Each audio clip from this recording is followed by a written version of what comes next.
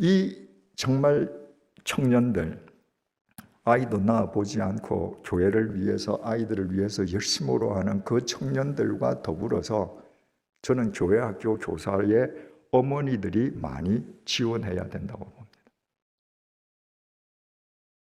어머니들이 내 아이와 다른 아이들을 신앙적으로 같이 양육해야 되는 겁니다. 절대로 일주일에 한 번 교회 학교 가서 내 아이가 신앙인으로 완전히 자랄 수 있다고 생각하면 그것은 내가 집안에서 아이 다 버릇없이 만들어 놓고 유치원 보내면서 유치원 갔다 오면 예절 바른 아이가 될 거야 라고 착각하는 거하고 똑같습니다. 그래서 부모님들이 교회 학교 교사하는 데 관심을 가져야 되고 여기에 가정교육이 대두되는 것입니다. 교회 학교보다 가정교육이 더 중요합니다.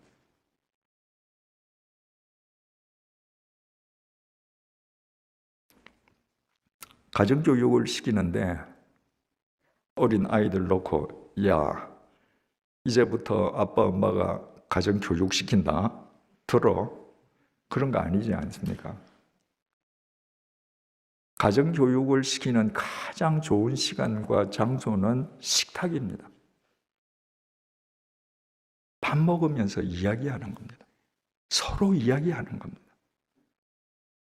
이야기하면서 부모의 가치관이 아이들에게 심어지고 부모의 신앙관이 아이들의 신앙관이 되고 부모의 인격이 아이들의 인격에 스며들게 됩니다.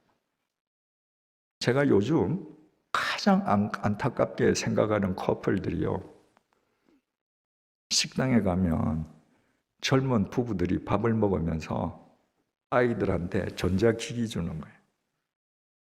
우리 좀 편하게 먹게. 아이, 너는 이거 만화 영화 봐. 여러분, 그건 부모와 자식의 대화를 단절시키는 첩경입니다. 그 아이가 그거 보면 재밌는데 엄마가 얘기 좀 하자면 하겠습니까? 아닙니다. 밥을 먹을 때 1시간이든 뭐 매일이면 더 좋지만 다 직장 생활하시고 다 힘드시면 일주일에 하루라도 토요일이라도 아이들하고 밥을 먹는 겁니다. 거기에서 아이들의 인격이 다 세워지고 정서가 깊어집니다.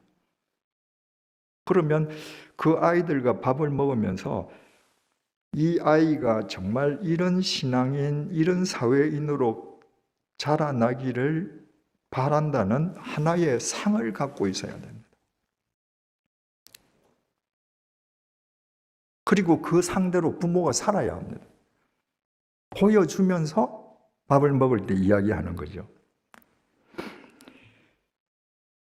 예수님을 올무에 빠뜨리려고 하는 그 율법사가 예수님한테 질문을 던지지 않습니까?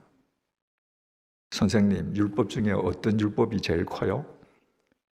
예수님께서 어떤 대답이든지 하면 이건 올무에 빠지는 거예요. 율법사들은 당시의 신학 박사들 아닙니까? 모세오경에 있는 율법의 조항을 그 사람들은 613개 조항으로 나누었습니다. 그리고 율법 중에 뭐 하지 마라, 말하고 하는 소극적인 명령을 365개, 이것 하라 라고 명령하는 적극적인 명령을 248개로 분류를 하고, 이 신학 박사들끼리 매일 앉아서 어떤 계명이 더 크냐 하고 갑론을박을 벌였습니다. 그 질문을 예수님한테 던진 거예요. 그 예수님께서 만약에 A가 제일 커, 그러면 그 사람들은 당장 그러면 B는 안 크다는 말이네 이러고 이제 시비를 걸 수 있는 거죠. 그런데 그 질문을 받으신 주님께서 마태복음 22장 37절에서 40절을 통해서 이렇게 말씀하십니다. 내 마음을 다하고 목숨을 다하고 뜻을 다하여 주 너의 하나님을 사랑하라 하셨으니 이것이 크고 첫째 되는 계명이요. 제일 큰 계명 내가 대답할까? 너 마음을 다하고 목숨을 다하고 뜻을 다해서 주 너의 하나님을 사랑하는 것이야. 이건 신명기 6장 5절입니다. 율법사들에게 율법으로 대답하시면서 이게 제일 커. 근데 말이야, 둘째도 그와 같으니. 둘째도 그와 같다고 하는 말은 첫째, 둘째 하니까 둘째가 첫째보다 못하다는 게 아니라 둘째도 첫째와 똑같은 비중과 무게를 가지고 있어. 그게 뭐냐 하니까 내 이웃을 내 자신과 같이 사랑하라 하셨으니, 이거는 레위기 19장 18절 말씀입니다. 이 두 계명이 온 율법과 선지자의 강령이니라. 예수님이 오셨을 때는 신약 성경이 없지 않습니까? 아직까지. 그 온 율법, 율법서, 온 선지자, 선지서, 그걸 합치면 그게 구약 성경이에요. 이 두 말씀이 성경의 핵심이다. 성경이라는 집이 하나님 사랑과 사람 사랑이라는 이 두 기둥 위에 지어졌다. 율법사들이 더 이상 뻥끗도 못했습니다. 주님의 이 말씀에 압도당한 거죠. 성경의 핵심은 우리들어 이웃을 사랑하라는 겁니다. 나만 사랑하는 게 아니라 저 사람도 이웃을 사랑하는 겁니다. 그러니까 더불어서 공생하는 겁니다. 예수님께서 우리에게 새로운 계명을 주셨습니다. 요한복음 13장 34절에서 35절입니다. 새 계명을 너희에게 주노니 서로 사랑하라. 내가 너희를 사랑한 것 같이 너희도 서로 사랑하라. 너희가 서로 사랑하면 이로써 모든 사람이 너희가 내 제자인 줄 알리라. 주님께서 우리에게 새 계명을 주셨는데 너희 서로 사랑하라. 사랑하면서 공생해라. 너희들이 서로 사랑하면서 공생하면 그것으로 사람들이 내 제자인 줄 알게 될 거야. 바꾸어 말해서 너희가 서로 사랑하면서 공생하지 못하면 너희들은 내 제자일 수가 없어. 이 말씀입니다. 그러니까 공생이라는 것이 우리에게 주어진 가장 중요한 목표이자 과제인데, 공생이 중요한 줄은 다 알면서 사람들이 공생을 잘 못합니다. 더불어 살지 못해요. 이유는 두 가지입니다. 공생의 중요성은 알지만 공생의 본질이 무엇인지를 모르는 거예요. 두 번째, 공생의 대전제가 자립이라는 것을 모르는 겁니다. 자립하는 사람만 공생할 수 있습니다. 우리 어린아이들과 자녀들과 식탁에서 밥 먹으면서 가르쳐줘야 될 게 공생의 본질을 가르쳐줘서 공생인이 될 수 있게끔 자립이 뭔지를 행하게 하면서 자립인이 되게 해주는 겁니다. 공생의 본질은 첫째로 공생한다는 것은 법의 문제입니다. 여러분, 거룩하신 하나님과 죽을 수밖에 없는 죄인인 우리는 절대로 더불어 공생할 수 없습니다. 근데 하나님께서 하나님과 우리가 공생할 수 있는 길을 주셨습니다. 요한복음 14장 15절입니다. 너희가 나를 사랑하면 나의 계명을 지키리라. 요한복음 14장 31절 나의 계명을 지키는 자라야 나를 사랑하는 자니. 하나님과 동행하는 방법은 주님 안에서 하나님의 법을 지키는 겁니다. 내가 하나님의 법을 지키면 매일매일 하나님과 더불어 살 수 있습니다. 인간관계가 똑같습니다. 우리 다 달라요. 성격, 학력, 무슨 재산 정도 다 다릅니다. 이 이질적인 사람들이 더불어 살 수 있도록 만든 제도가 법이에요.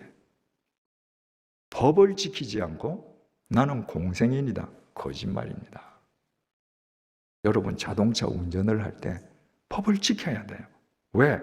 서울 시민과 더불어 살아야 되니까. 내 자식들에게 법을 지키는 사람이 되도록 일깨워주는 것입니다. 법을 지키는 사람만 손해야. 그걸 감수하는 사람들이 많아지게 하는 겁니다. 여러분, 서구 사회가 법치주의, 법치 사회이고 정말 우리보다 훨씬 더 정의로운 사회이고 그런 사회가 하루아침에 되었겠습니까? 아닙니다. 하나님을 믿는 그리스도인들이 손해를 감수하면서도 법을 지키는 사람이 한 사람, 두 사람, 세 사람, 네 사람 많아져 감으로 말미암아서 그런 사회가 결과적으로 된 것입니다. 공생한다는 것은 두 번째로 예절의 문제입니다. 더불어 살기 위한 타율적 장치가 법이라면 예절은요, 자율적인 규범입니다. 우리가 법을 다 몰라요. 법의 전문가가 아닙니다. 우리가 지킬 수 있는, 알 수 있는 교통법규라든지 이런 건 지키지만 알 수 없는 게 더 많아요. 그래서 자율적으로, 자발적으로 예의 범절을 지켜서 더불어 사는 겁니다. 여러분, 아이들이 많이 있는데 그 아이들끼리 막 놀아요. 근데 어떤 아이가 참 예쁘다, 한번 안아주고 싶다. 어떤 아이인가요? 예의가 반듯한 아이입니다. 크기 막 그 무례하게 다른 아이에게 무슨 뭐 손찌검하고 밀고 하면요, 그 당하는 아이가 내 아이가 아닌데도 화가 나요. 내 자식이 다른 사람한테 사랑받게 하려면 예의를 갖추는 아이가 되게 해야 됩니다. 그러면 다른 사람들이 더불어 살기를 원합니다. 네 성질대로 살아. 기죽지 마. 천만에요. 더불어 못 삽니다. 바울이 시골 출신 베베를 로마 교인들에게 소개하면서 로마서 16장 1절 2절에서 이렇게 썼습니다. 내가 갱그레아 교회의 일꾼으로 있는 우리 자매 베베를 너희에게 추천하노니 너희는 주 안에서 성도들의 합당한 예절로 그를 영접하라. 이 시골 출신이라고 업수히 여기지 말고 합당한 예절로 영접하라.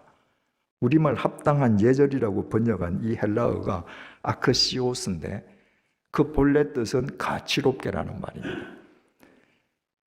이 가치롭게라는 뜻을 지닌 아크시오스를 우리 성경이 합당한 예절이라고 번역한 건 탁월한 번역입니다. 상대방에게 합당한 예절을 다해서 상대방을 대하는 것보다 상대를 더 가치롭게 하는 게 없습니다. 사랑장이 이렇게 얘기하죠. 사랑은 오래 참고 사랑은 온유하며 시기하지 아니하며 사랑은 자랑하지 아니하며 교만하지 아니하며 무례히 행하지 아니하며. 여러분, 내가 사랑한다고 막 아무렇게 나누는 거, 그 사랑 아닙니다. 사랑하면 무례히 행하지 않습니다.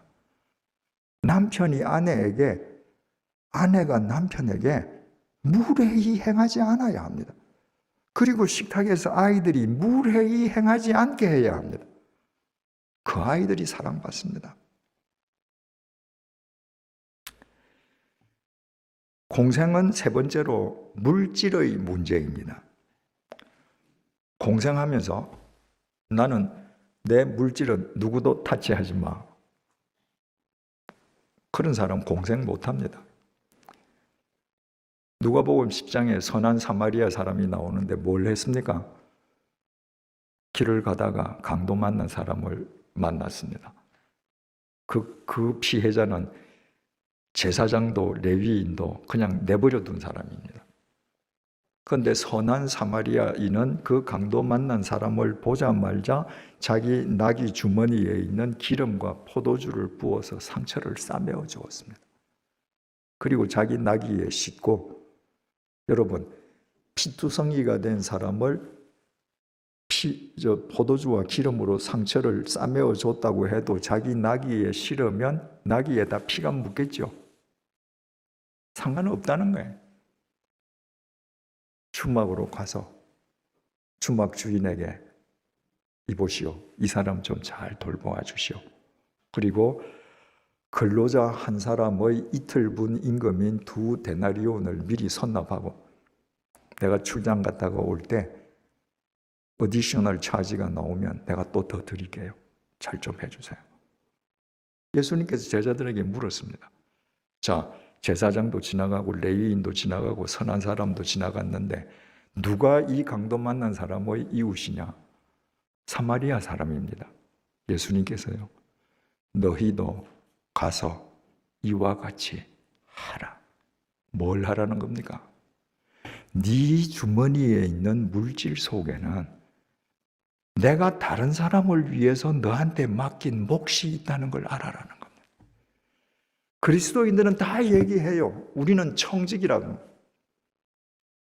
하나님의 청지기로 살아야 된다고. 근데 실제로 그렇게 안 삽니다. 왜? 내 주머니에 있는 돈은 다 내 돈이라고 생각하거든요. 그렇지 않습니다.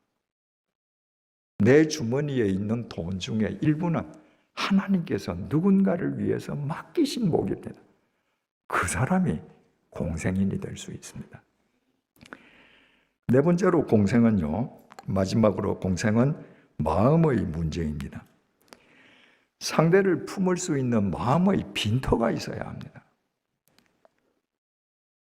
이기적인 사람에게 공생이 불가능한 건 그 사람의 마음은 자기만 아는 이기심이 가득 차서 다른 사람을 품을 공간이 전무한 거예요. 빌립보서 2장 5절에서 8절 우리가 잘 알지요. 너희 안에 이 마음을 품어라. 어떤 마음입니까?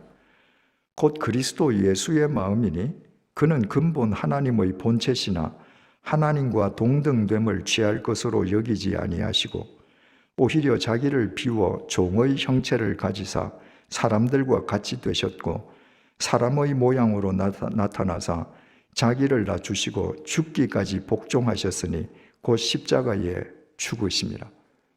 주님께서는 이 세상 모든 죄인들을 다 당신 마음에 품으시기 위해서 십자가의 제물이 되셨습니다. 그 마음을 품으라는 거예요. 여러분, 내 마음에 사람을 품고 있지 않는데 어떻게 공생이 되겠습니까? 내가 내 마음속에 몇 사람이나 품고 있나 간단하게 확인하는 방법이 있습니다. 여러분이 기도하실 때 여러분의 남편, 아내, 자식, 부모, 여러분의 혈연, 여러분 사업체 관련 빼고 아무 상관없는 몇 사람을 위해서 기도합니까? 그 사람이 여러분 마음속에 품은 사람입니다. 기도는 노동이거든요. 이거 하기 싫은 거예요. 근데 다른 사람까지 위해서 내가 기도한다? 대부분 안 합니다. 그 마음속에 그 사람이 안 담겨있기 때문에. 내 마음속에 내 가족 아닌 누군가가 담겨 있으면 담겨서 눈을 감으면 보이는데 기도하게 되는 거죠. 아이들하고 밥 먹을 때 너희 반에 혹시 어려운 아이 없네? 넌 그러면 그 아이 어떻게 대하니? 다른 아이들은 그 아이 안 놀리니? 그 아이가 도시락은 제대로 싸우니? 혹 내일 너 갈 때 그 아이 무슨 간식 하나 네가 살짝 갖다 주면 어떨까? 이런 대화를 통해서 아이들 마음속에 다른 사람을 품는 마음을 확장시켜 줄 수 있는 것입니다. 공생의 필요성을 역설하면서도 실생활 속에서 공생이 이루어지지 않는 두 번째 이유는 공생의 대전제가 자립이기 때문이라고 했습니다. 자립하지 않으면 공생을 못합니다. 성경은 일관되게 우리에게, 우리 자식들이 자립할 것을 명령합니다. 레위기 19장 9절에서 10절 말씀입니다. 너희가 너희의 땅에서 곡식을 거둘 때에 너는 밭 모퉁이까지 다 거두지 말고 내 떨어진 이삭도 줍지 말며 내 포도원의 열매를 다 따지 말며 내 포도원에 떨어진 열매도 줍지 말고 가난한 사람과 거류민을 위하여 버려두라. 나는 너희의 하나님 여호와이니라. 이 명령은 시혜자의 법칙입니다. 은혜를 베푸는 사람의 법칙. 네가 곡식을 거둘 때에 밭 내 모퉁이에 있는 곡식은 거두지 말고 그대로 버려두라. 이삭을 거두어 가는데 바닥에 떨어졌어? 그대로 둬라. 포도 열매를 따다가 바닥에 떨어졌다. 그대로 둬라.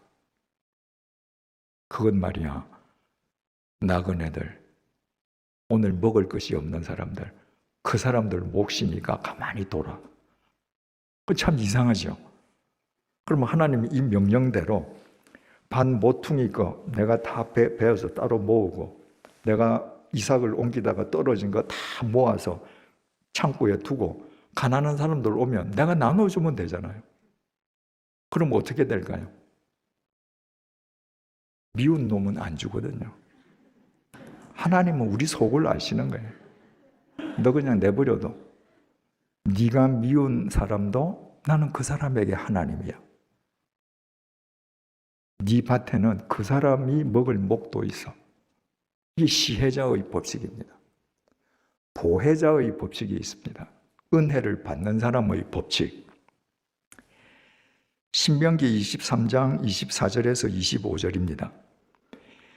내 이웃의 포도원에 들어갈 때에는 마음대로 그 포도를 배불리 먹어도 되느니라. 그러나 그릇에 담지는 말 것이요, 내 이웃의 곡식밭에 들어갈 때에는 내가 손으로 그 이삭을 따도 되느니라. 그러나 내 이웃의 곡식밭에 낯을 대지는 말라. 네가 길을 걸어가다가 지금 배가 고프니 아무것도 먹을 게 없네? 그러면 근처에 포도밭에 가서 배부르게 따먹어. 근데 말이야, 그릇을 가져가서 포도를 따서 담아오면 절대 안 돼. 네가 배가 고픈데 마침 이삭들이 보이니 그 밭에 가서 이삭 따먹고 한 끼 배를 채워. 근데 말이야, 낫을 들고 가서 이삭을 다 잘라서 가면 절대 안 돼. 이게 보혜자의 법칙이에요. 하나님께서 이렇게 명령하시는 그 근저의 정신이 뭐예요? 야, 너 말이야, 다른 사람 집에 가서 포도 먹는데 큰 대야 가지고 가서 마음대로 따가도 돼. 이삭 가져가서 갈 때 그냥 뭐 째째하게 몇 개 가져오지 말고 낫을 가지고 가서 막 베와. 그 사람은 평생 남한테 빌붙어 사는 거린이 될 겁니다. 하나님은 우리가 거린이 되기를 원치 않습니다. 네가 살다가 어려운 고비를 만났니? 한 끼를 해결하지 못하니? 그러면 남의 밭에 들어가서 도움을 받으라. 그러나 그것은 네가 자립하기 위함이야. 평생 그렇게 살면 안 돼. 이스라엘 백성들이 출애굽해가지고 40년 동안 광야를 생활을 하는데 40년 동안 손가락 까딱 안 하는데 하늘에서 만나가 떨어지지 않았습니까? 하나님께서 젖과 꿀이 흐르는 땅이라고 약속하신 가나안 땅에 들어갔습니다. 광야에서 손가락 하나 까딱 안 해도 매일 만나가 떨어졌다면 젖과 꿀이 흐르는 가나안 땅에 들어가면 손가락 까딱 안 해도 꿀도 나오고 무슨 우유도 나오고 다 나와야죠. 여호수아 5장 10절에서 12절.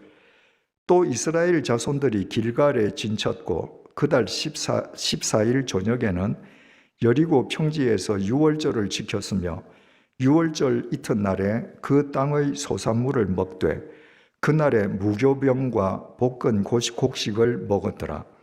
또 그 땅의 소산물을 먹은 다음 날에 만나가 그쳤으니 이스라엘 사람들이 다시는 만나를 얻지 못하였고 그 해에 가나안 땅의 소출을 먹었더라. 이스라엘 백성들이 가나안 땅에 들어갔습니다. 그러니까 원주민들이 농사했던 농산물들이 있죠. 농산물들이. 그 농산물들을 먹은 다음 날부터 하늘에서 만나가 안 내려왔습니다. 그 해에는 막 들어갔으니까 땅에 지금 솟아나 있는 농작물을 먹었는데 그 다음 해부터는 땀 흘리고 땅을 갈아야 했습니다. 하나님께서 약속하신 언약의 땅은 무의 도식의 땅이 아니라 땀 흘리고 스스로 자립하고 일해야 되는 땅이었던 것입니다. 여러분, 자립인이 되지 않으면 공생인이 아니라 일평생 기생인으로 삽니다. 이 가운데도 분명히 있을 겁니다. 여러분들 자식들이 50, 60이 되었는데도 80, 90대는 어머니 돈으로 사는 사람들 있을 거예요. 그렇게 키워서 그렇습니다. 여러분 자식들에게 줄 수 있는 가장 큰 선물은 자립하게 하는 겁니다. 내가 돈이 좀 있어. 내가 여유가 있어. 내가 너 다 해줄게. 부모가 아무리 그렇게 자식을 사랑해도요, 하나님의 법칙은 부모가 먼저 죽는 겁니다. 자립심을 키우지 못한 자식을 두고 부모가 먼저 죽으면 그 자식은 어떻게 살까요? 유대인들이 자식들에게 물고기를 주는 것이 아니라 자립하도록 물고기를 잡는 법을 가르쳐 준다는 것처럼 자립하는 걸 가르쳐 줘야 합니다. 자립이라고 하는 건요, 첫째로 경제적 자립하게 만드는 겁니다. 이 경제적 자립이라고 하는 것은 세상 사람들이 이해하는 것처럼 내가 필요로 하는 만큼의 경제력을 내가 얻어낼 수 있는 능력을 의미하지 않습니다. 그건 세상 사람들이 얘기하는 경제적인 자립입니다. 그리스도인들의 자립은요, 나한테 주어진 경제적 여건에 나를 맞추어서 자족하게 사는 겁니다. 그게 경제적 자립이에요. 나한테 주어진 경제적 여건에 나를 맞추어서 자족하게 사는 경제적 자립인이 못 되면요, 그 사람이 공무원 되면 뇌물 받아야죠. 내가 필요로 하는 만큼의 돈이 있어야 되니까 내 직위를 이용해서 내가 필요로 하는 만큼 돈을 긁어야 됩니다. 내게 주어진 경제적인 여건에 나를 맞추어 놓는 자립인이 되면 그런 공무원은 세상을 바꿀 겁니다. 여러분 다 같이 빌립보서 4장 13절 한번 외워보십시다. 시작. 다시요. 시작.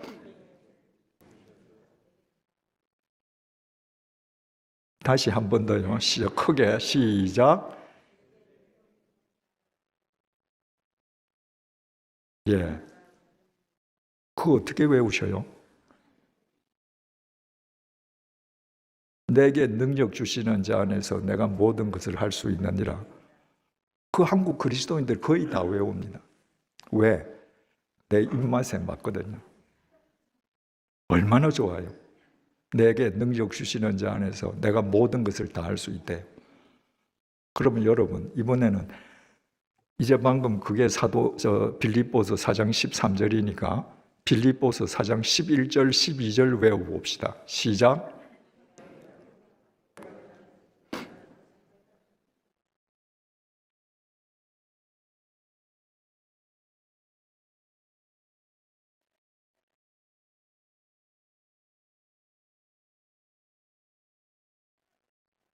예, 장하십니다. 외우시는 분들이 계십니다.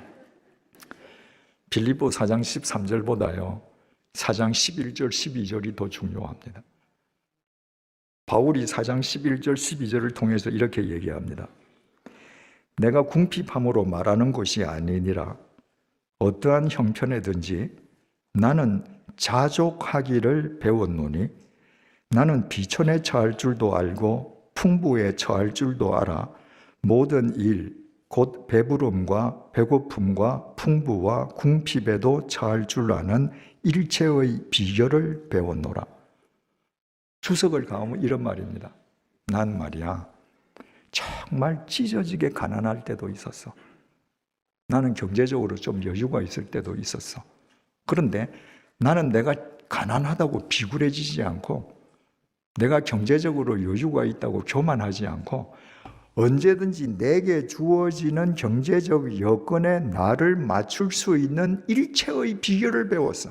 그랬더니 내게 능력 주시는 자 안에서 내가 모든 것을 다 할 수 있었어. 무슨 얘기입니까?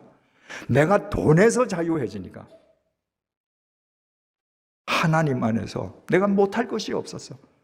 왜 오늘날 교회가 힘이 없습니까? 돈의 노예가 되어 있습니다. 하나님보다 내가 필요로 하는 돈이 더 중요해요. 이걸 얻어야 해요. 다 경제적인 자립인이 아니기 때문에 그렇습니다. 내가 경제적으로 자식을 도와줄 수 있지만 자식이 스스로 일어설 수 있도록 자기에게 주어진 경제적인 여건에 자기를 맞추어 갈 때 그 자식의 삶 속에 창의력이 생기는 겁니다. 독창력이 생기는 겁니다. 그 헝그리 정신 속에서 이 세상의 모든 도전에서 이겨낼 수 있는 인내심이 생기는 겁니다. 그 자식들이 새로운 길을 만드는 겁니다. 네 얼마 필요해? 아빠 다 줄게. 걱정하지 마. 너 돈은 걱정하지 마. 네 하고 싶은 거 다 해.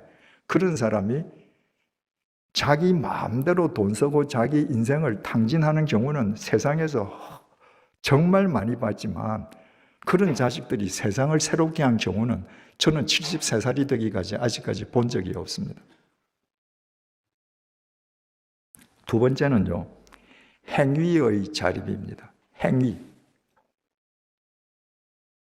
내 자식이 지나간 자리는 다른 사람이 치우지 않도록 내 자식이 행위의 자립인이 되게 해야 합니다. 저 사람이 지나가면 뭔가 내가 치워야 돼. 그 사람하고 공생하려고 안 합니다. 하나님과 우리가 더불어 사는데도 행위의 자립 없이는 하나님을 쫓을 수 없습니다. 마태복음 7장 21절 나더러 주여 주여 하는 자마다 다 천국에 들어갈 것이 아니요 다만 하늘에 계신 내 아버지의 뜻대로 행하는 자라야 들어가리라. 야고보서 1장 22절 너희는 말씀을 행하는 자가 되고 듣기만 하여 자신을 속이는 자가 되지 마라. 행위의 자립인이 안 되면요, 여러분은 일평생 입으로만 예수 믿습니다. 내가 행위의 자립인이 될 때 내 손이, 내 발이 하나님의 손이 되고 하나님의 발이 되어서 이 세상을 변화시키는 거예요. 우리 자식들이 그렇게 돼야 됩니다. 세 번째로 우리 자식들이 자립인으로 선다는 것은 의식의 자립인이 되는 겁니다. 생각의 자립인. 이 세상에는 진정한 자립의 걸림돌이 되는 그릇된 풍조나 관습이 만연해 있습니다. 특히 우리나라에는요, 그릇된 체면 문화가 세상을 지배합니다. 나이 한 50대고 이렇게 사회생활 어느 정도 하면 아파트 한 40평은 살아야 돼. 아파트 40평에 안 살면 체면 구기는 거예요. 괜히 열등감 느끼는 거예요. 내가 이 정도 되면은 자동차 대형 승용차 타야지. 여러분, 우리나라 기름 한 방울 안 나는데 우리나라처럼 길거리에 대형차 많은 나라가 있습니까? 저는 한 60개국을 여행을 해봤는데요. 없습니다. 대한민국밖에 없습니다. 체면 문화에 얼마나 옷 화려하게 입습니까? 의식이 자립이 안 되니까 남의 눈에 종속되어 있는 거예요. 내가 이런 옷을 입고 이런 백을 들고 이렇게 해야 남 앞에 가서 내가 체면이 서는 겁니다. 우리 자식들이 그런 의식이 남의 눈에 종속되는 의식의 비자유인이 아니라 우리 자식들이 내가 비록 지금은 경제적인 여건이 좋지 않아서 내가 남루한 옷을 입고 쪽방에 살아도 중요한 건 나야. 내가 재산이지 이 옷은 상관없어. 이런 사람이 세상을 바꿉니다. 자립인이 된다는 것은 마지막 네 번째로 영적인 자립인이 되는 겁니다. 여러분이 주일날 예배에 참석해서 목사님의 설교를 듣는 것은 한 주간을 살아가는 총론을 듣는 겁니다. 그 총론의 바탕에서 매일매일 현장의 삶 속에서 내가 어떻게 살아야 할 것인가, 그건 씨름해서 하나님께 질문하면서 내가 찾아야 해요. 이게 영적 자립인입니다. 내가 뭘 하든지 기도 많이 하는 권사님께 물어보고 해야지, 목사님하고 상담하고 해야지, 교구 목사님한테 물어보고 해야지.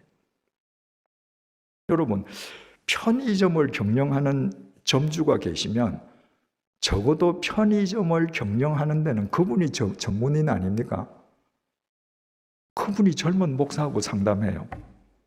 이거 편의점 할까요, 말까요?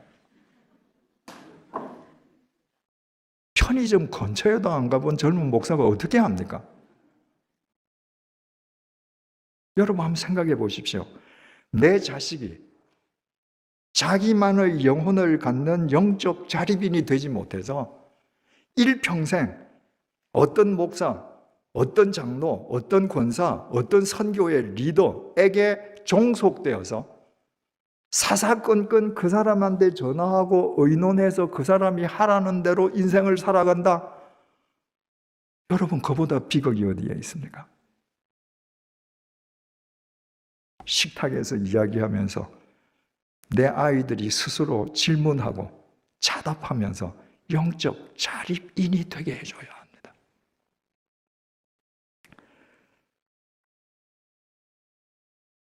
이제 오늘 본문 잠시 보겠습니다. 사무엘상 17장 12절에서 19절 12절입니다.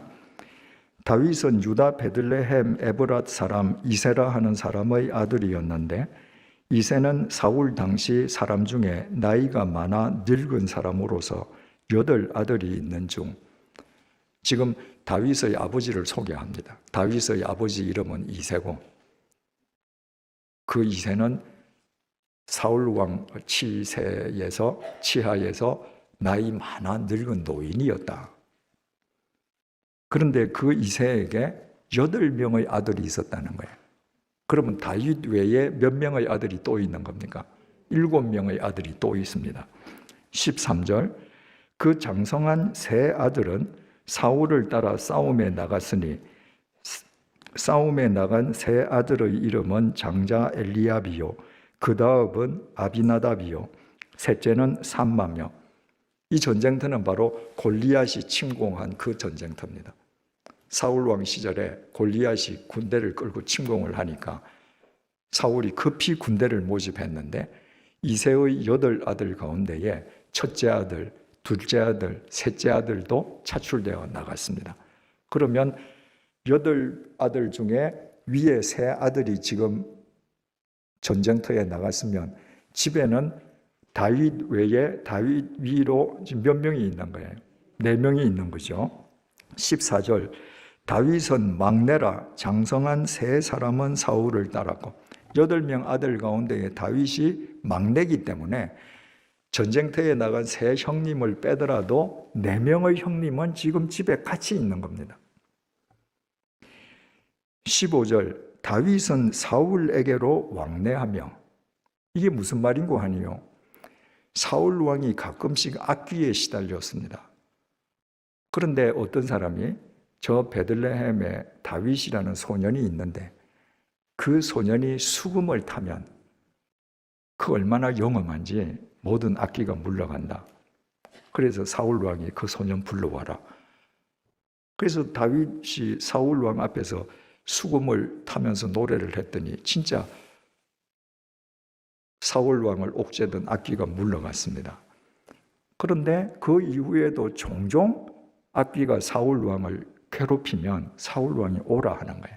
그래서 다윗은 사울에게로 왕래하며, 이미 이때 다윗은 영적 자립인이었습니다.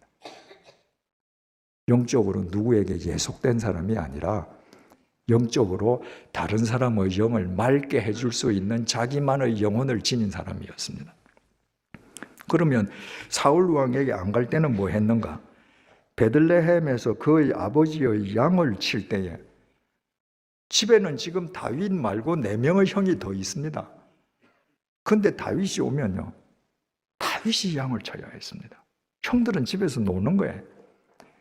사울 왕이 패역했기 때문에 하나님께서 선지자 사무엘을 보내어서 너 이새의 집에 가서 그 아들 한 명에게 왕이 되는 기름 붓는 예식을 취하라. 그때에도 7명의 아들은 집에서 놀고 있었는데 막내 아들 다윗이 혼자서 들판에서 양을 치고 있었습니다. 행위의 자리빈이었습니다.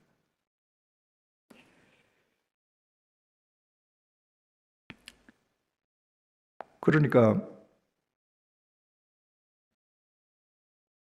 다윗이 막내 아들인데도 불구하고 형들은 지금 집에서 노는데 나는 아버지가 가서 양을 치라고 해서 양을 쳐. 의식의 자립이 아니고는 안 되죠. 뭐 형은 놀아도 난 해. 여러분, 형처럼 집에 있으면요, 양고기 구워서 좋은 식탁으로 매일 밥 먹어요.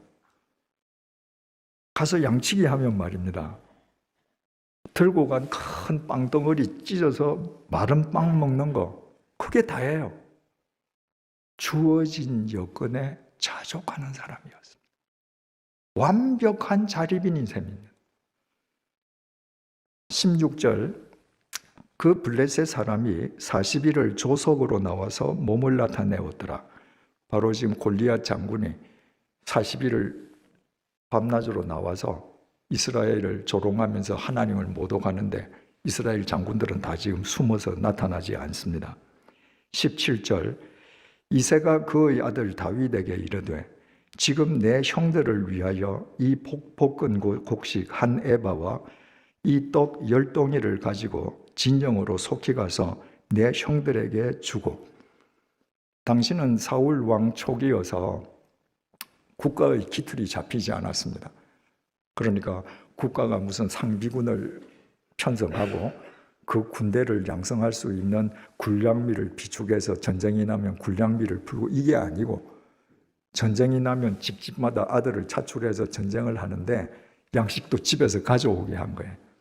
근데 이 전쟁 날수가 자꾸 길어지니까 아버지가 지금 다윗에게, 야, 네가 말이야 전쟁터에 너희 형들한테 이 볶은 곡식 한 에바와 떡 10덩이를 가지고 진영으로 가서 형한테 줘라.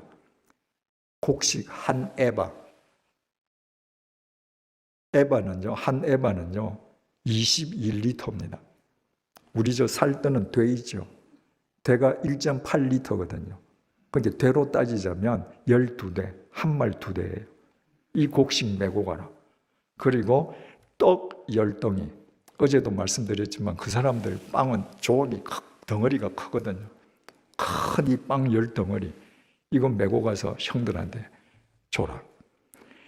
18절, 이 치즈 10덩어리를 가져다가 그들의 천부장에게 주고 내 형들의 안부를 살피고 증표도 가져오라. 또 치즈 10덩어리를 따로 주면서 이거는 그 전쟁터의 지휘관인 천부장들한테 나눠줘라. 그리고 그분들이 받았다는 증표 네가 받아와라. 19절, 그때에 사울과 그들과 이스라엘 모든 사람들은 엘라 골짜기에서 블레셋 사람들과 싸우는 중이더라. 지금 전쟁터는 엘라 골짜기입니다. 다윗은 베들레헴에 있습니다. 지금 떡 10덩이, 치즈 10덩이, 볶은 곡식 한 말 2대, 이걸 메고 엘라 골짜기까지 가야 되는데 베들레헴에서 엘라 골짜기까지는 20km가 넘습니다. 하루 종일 걸어가요. 여러분, 다윗은 Why me? 아빠 왜 나예요? 저 형들 보내세요. 그러지 않았습니다. 아버지 말씀이 그때는 법입니다. 가겠습니다. 왜? 다윗의 마음에 형들이 있었거든요. 다윗은 이미 공생인인 거예요. 내가 이거 좀 힘들더라도 전쟁터에서 내 형이 이 음식을 먹고 전쟁을 잘 치러낼 수 있다면 내가 가는 겁니다. 여러분, 이때 다윗은 이미 완벽한 공생인과 자립인이었습니다. 하나님께서 그 다윗을 들어서 이스라엘 역사의 지평을 새롭게 했습니다. 여러분, 다윗 일평생에서 제일 잘한 게 뭔지 아십니까? 골리앗 장군을 이긴 게 아닙니다. 이때 아버지의 명령에 순종해서 이 무거운 걸 짊어지고 전쟁터로 간 겁니다.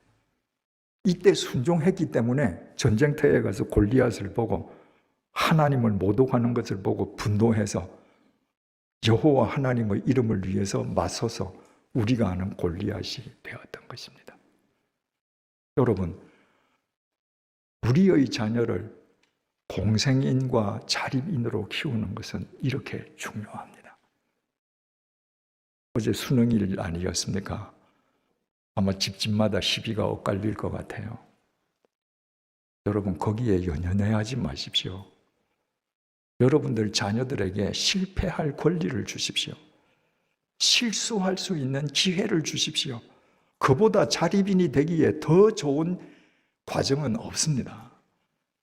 세상 사람들은 스펙을 원하지만 하나님께서는 공생성과 자립성을 원하십니다.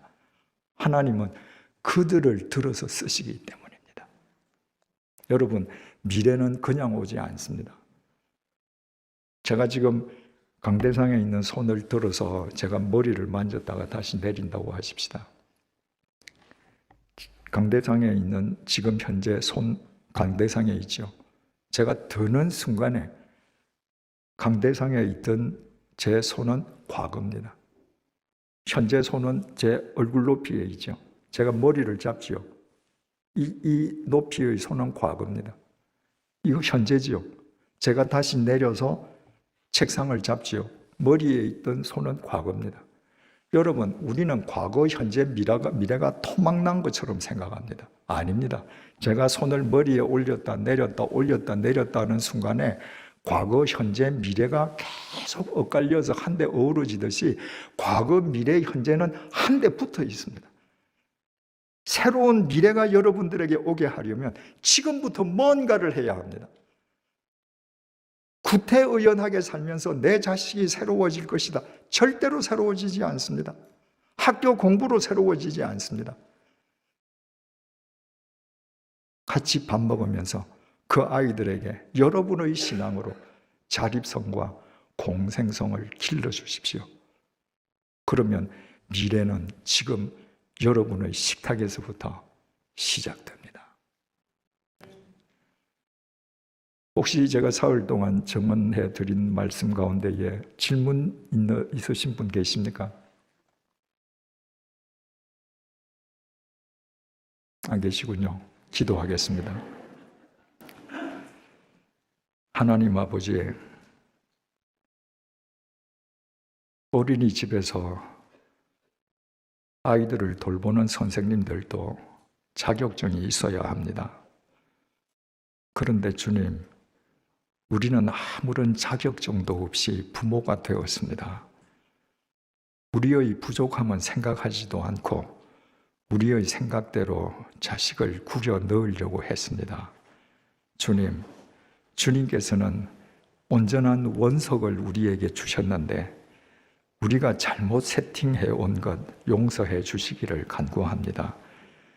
지금부터 세상의 스펙이 아니라 하나님의 말씀으로 우리 자식들에게 자립성과 공생성을 길러주는 부모가 되게 해 주십시오. 어린 시절부터 자립성과 공생성을 지녔던 다윗을 통해 이스라엘 역사의 지평을 새롭게 하셨던 것처럼 공생성과 자립성을 지녀가는 우리 자녀를 통해 대한민국 미래의 역사를 새롭게 해 주시기를 간구합니다. 그 시간이 이제 우리 가정 식탁에서부터 시작되게 하여 주시옵소서. 예수님 이름으로 기도드립니다. 아멘.